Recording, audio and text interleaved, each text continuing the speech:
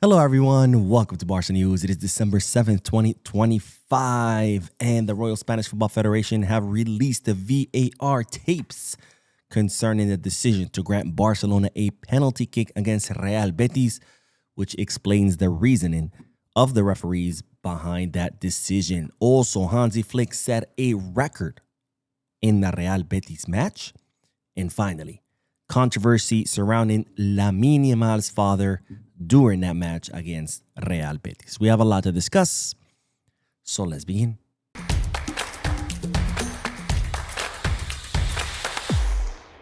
Hello, everyone. Welcome to the channel. My name is Mo, and I know I'm bringing you some late videos, but today I was out all day. I had a lot of things to do, a lot of errands to run. But now I'm back home, and even though it is pretty late, I said, Mo, you cannot go to sleep without making videos because there's news that you need to discuss. So here I am. I'm going to be posting another video after this one, so make sure to watch both of them so you can be up to date on all news regarding FC Barcelona. Now, let's begin with the news because as you know by now, Barcelona are set to play against Eintracht Frankfurt on Tuesday in the Champions League. And as you know, the last time Barcelona faced off against Eintracht Frankfurt, more than 30,000 German fans were able to get a hold of tickets, and they invaded the Camp Nou, where they turned the stadium into their own home stadium, and they made it into an away stadium for FC Barcelona. But not only that, these German fans posed a security threat where they were seen peeing off the stands, throwing trash, threatening Barcelona fans, where many people actually, or many Barcelona fans, I should say, had to leave the stadium because they felt unsafe. And now Barcelona are trying to prevent the happening of this again. So they have implemented some security measures, including, of course, the sale of tickets to club socios only. Only club socios can buy tickets to this match. And they're also going to implement other forms of security. For example, you can only enter the stadium with the socios app. You're not going to get a PDF version of the ticket. They're going to be checking IDs. Well, aside from all of this, it's been revealed now that Barcelona have detected 330 cases of socios trying to scalp their tickets. In other words, buying tickets and then try to resell them for much higher prices.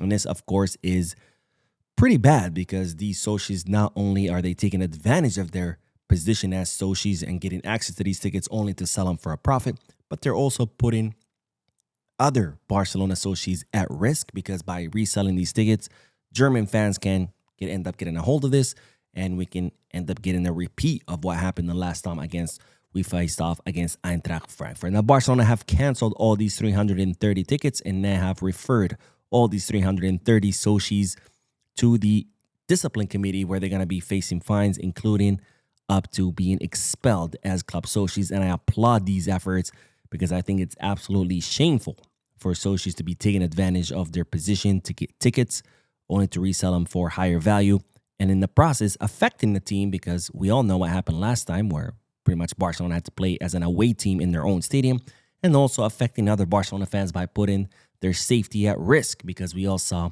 what a security risk it posed that more than 30,000 Eintracht Frankfurt were at the Camp Nou. So I really hope these socios get expelled because this is absolutely unacceptable. Now let's move on to the next bit of news, because for those of you who watched the match against Real Betis where Barcelona won 3-5, there was a controversial penalty call in favor of Barcelona, which gave Barcelona the fifth goal. Lamine Yamal, of course, scoring that penalty. And it came from this play where Marcus Rashford took a shot inside the box. The ball hit Bartra's leg and then bounced off his leg, hitting his tricep. The referee went to the VAR and he decided that it was a penalty kick. Now, during the post-match live analysis, I said, I don't truly believe this is a penalty kick. I thought that was a refereeing error. And there was a lot of controversy around it with, many TV shows, pundits, people on social media. Some saying it is a penalty kick, some saying it's not, some saying they didn't even understand what the call was. In fact, Real Betis' coach himself said that he didn't understand this decision. Well, now the Royal Spanish Football Federation have released the VAR tapes, which gave us some clarification on why the referees believe this was a penalty kick. Now, this is the audio tape or the transcript of the VAR audio tape. First, we have the VAR room who called up the referee, Hernandez Maceo, on the field and saying, Fran, I recommend you review this to assess a potential penalty for a handball.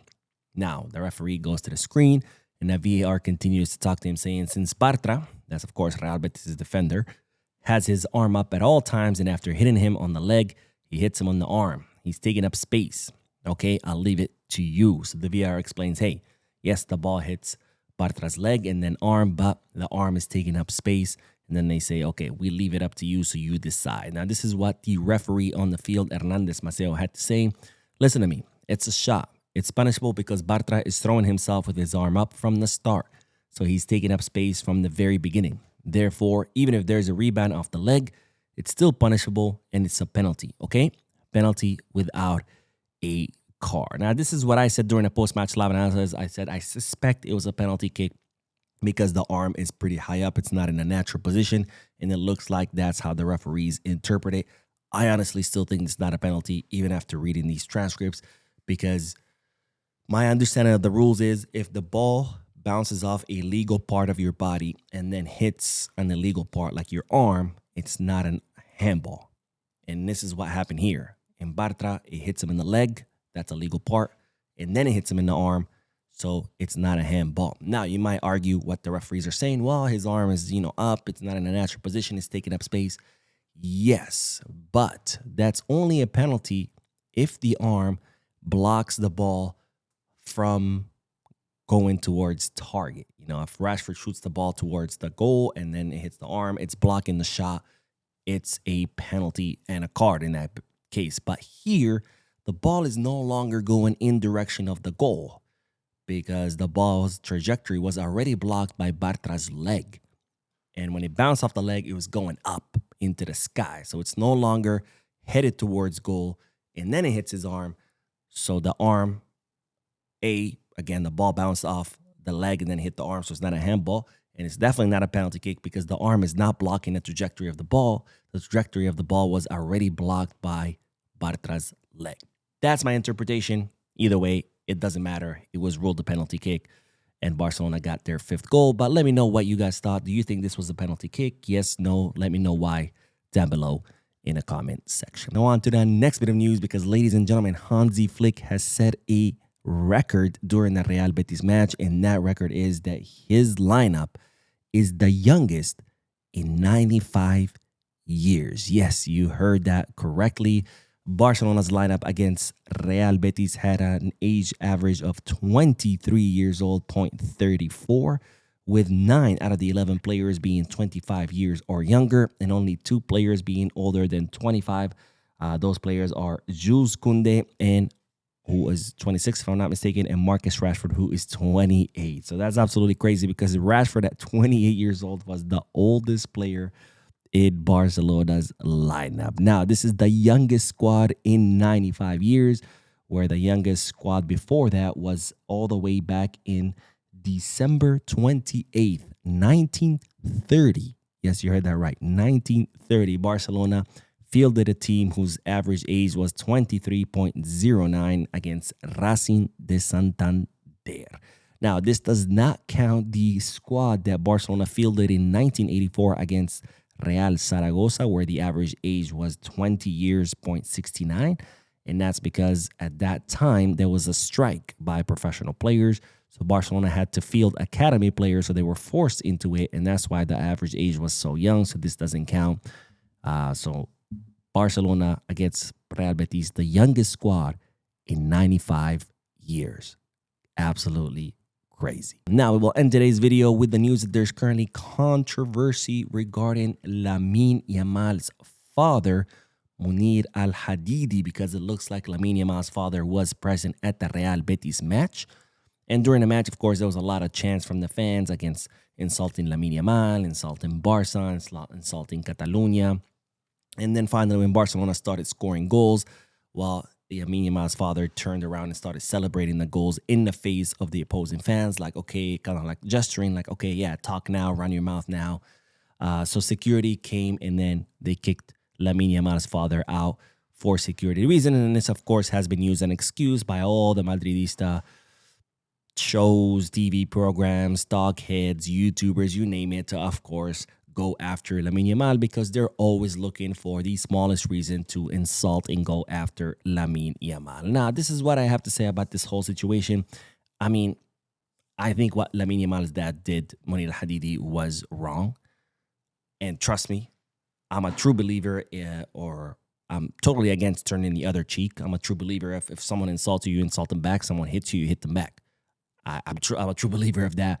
I do it on the channel all the time, right? When people comment in the comment section and they're insulting, I insult them right back. And then people are like, oh, you have to be more humble. And I'm like, no, F you. If you're going to come talking shit, I'm going to talk shit back to you. If you don't want me to talk shit to you, don't talk shit. It's pretty simple, right? But here's the thing. When I do it, people are going to criticize me. People are going to come after me. People are going to hate on me. And that's fine. But when Lamine Yamal's father does it, people are going to go not only against him, but against Lamine Yamal as well. And this is what he has to take into consideration is that, sure, it's fine to defend yourself. It's fine to stand up for yourself. But here's the thing. When you do it, it implicates your son. Because unfortunately, there's a lot of jealous people out there. There's a lot of haters out there who are mad that Lamine Yamal at 18 years old is doing more than they're ever going to do in their entire lives. There's also a lot of people who are mad that, well, now Lamine Yamal is going to be causing their team a lot of pain for them for many, many years to come. And for those reasons, they're angry at Lamine. So they're always looking for a reason to come after him. So why give him ammunition? Okay, you weren't happy about all the insults, the chants. Suck it up and just don't say anything because, again, it's going to affect Lamine. If it doesn't affect Lamine, by all means, get up, insult him back, get into fist fights. I don't care.